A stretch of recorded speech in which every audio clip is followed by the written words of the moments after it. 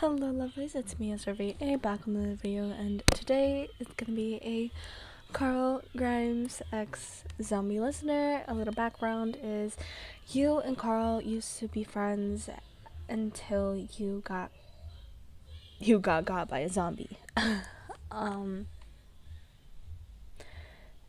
and he didn't know anything about you from that point on. He didn't know if someone killed you, if you were still a zombie, where you were, if by some miracle you were still alive. But yeah, I'm gonna just start it from there because that already sounds good. So he was just like thinking that by some miracle that maybe, just maybe, you'll be alive. But all of that was crushed when he found you today. He was going down the forest trying to get to a road to see if he could find some store down the road or literally anything. Water, like a water truck. Water truck. A food truck. A car with some gasoline that they could use for their van. Honestly, anything. He didn't find that, but he found a walker. He started walking closer to it. Little by little, slow, every little step of the way was either going slower or faster. The time did slow down for him. It's like everything was in slow motion. He took one step, tapped you on your shoulder. You turned around, and he saw you. He immediately recognized who you were. Listener, the old person that he used to like, the person he wanted to marry, the person he didn't think would be the one getting eaten by a zombie. But there you were, in front of him, turned. He couldn't do anything, but he also couldn't bring himself to kill you.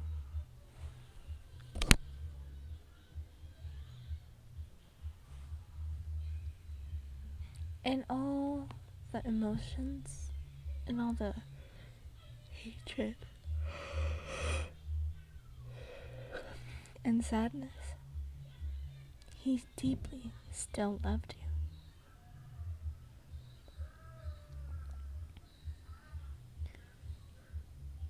you. You were something he could never let go of, something he could never stop thinking of. Every waking moment, he used to think all of the reason why you got taken by the zombies was because of him. He always thought it was his fault for letting you go out, his fault for not being there with you, his fault for not helping you, his fault for not telling you how he felt.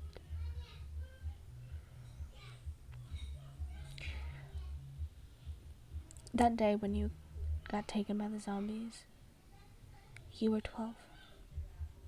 He was 13.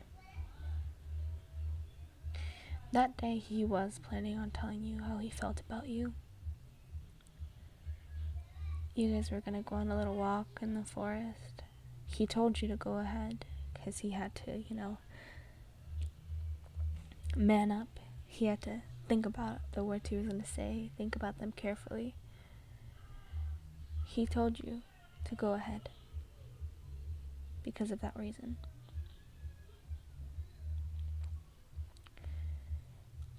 He always thought that if maybe he went before you, told you to stay inside, maybe you would still be there.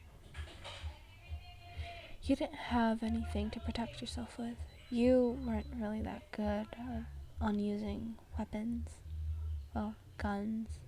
You're good at using daggers. and knives. Anything related to knives you were really good at using.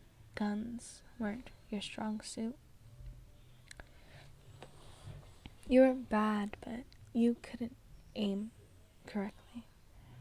You were either a little bit off or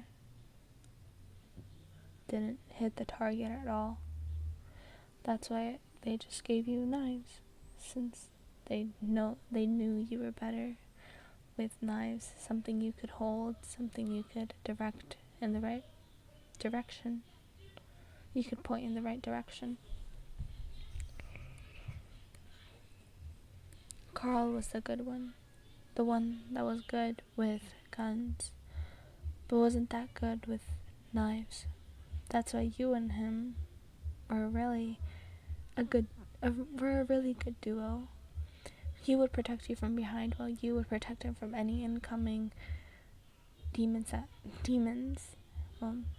zombies that he couldn't get behind. He couldn't get to, that were too close to him, that were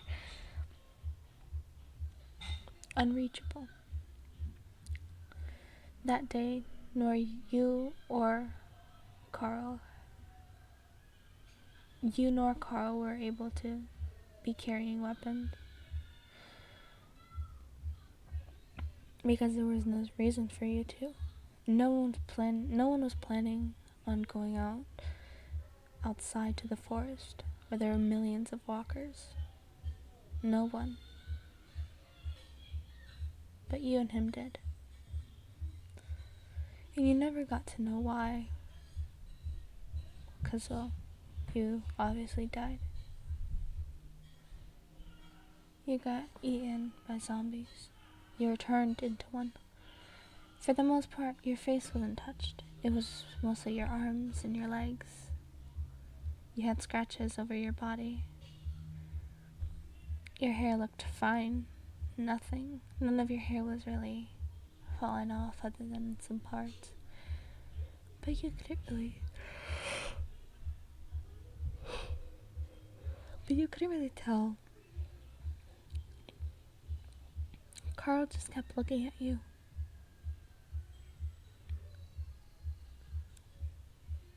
And then he started crying. He never thought he'd see you again. More or less alive, like this.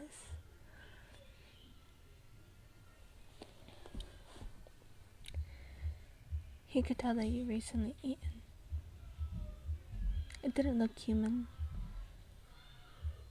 You were still holding whatever you were eating in your hand. It was a small rodent. Carl went up to you. He looked at your eyes. He noticed that the whole time that he was standing there, you didn't move. You just looked at him. You didn't bite him. You didn't run up to him to try and bite him.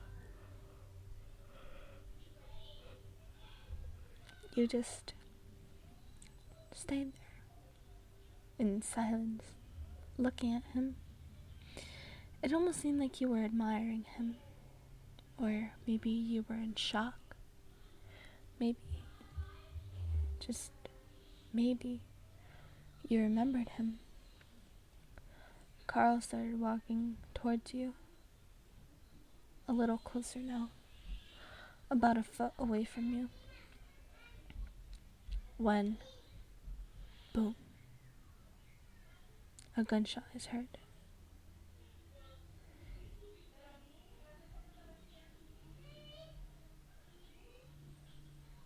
In the blink of an eye, Carl had you again.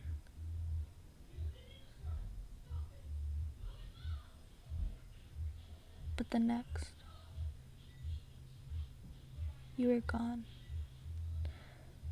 For the second time in a long while.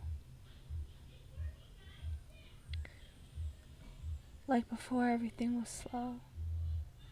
You didn't even notice you hit the floor before he could even tell what happened, he looked to his right,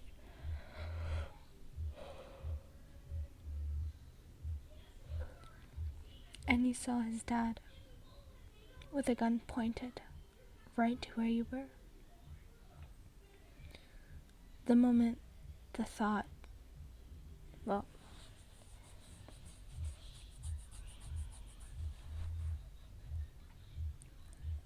the moment his brain clicked, he looked down at you, at your motionless body. His knees felt weak. It was hard to breathe. He scooted over to where you were, and he hugged you. Like if he'd never wanted to let go. For the first time in forever, he found you. Not alive, but not dead either. A zombie. The one zombie he could get past not killing. The one zombie he had remorse towards. The one zombie that showed him what true love was. His best friend. Listener.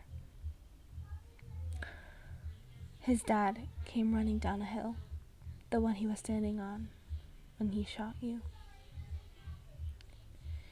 He came towards Kyle, telling him to let go of you, telling him to let go of whatever the hell he was holding, that it was gross, unsanitary. Carl looked at his dad, tears rolling down his face. Dad.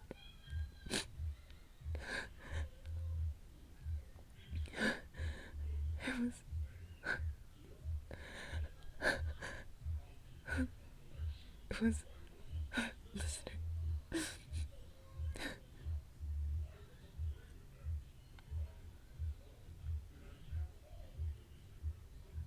Rick stopped moving too.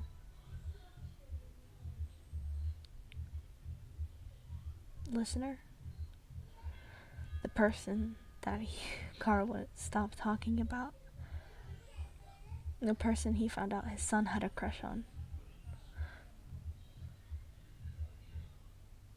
He just shot.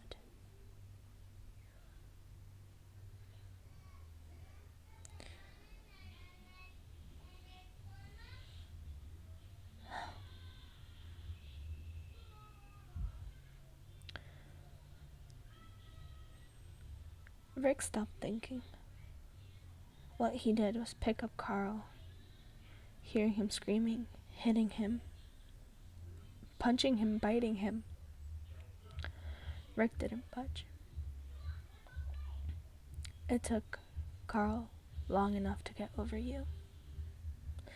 Over the fact that you were a zombie. Over the fact that he could have prevented your death.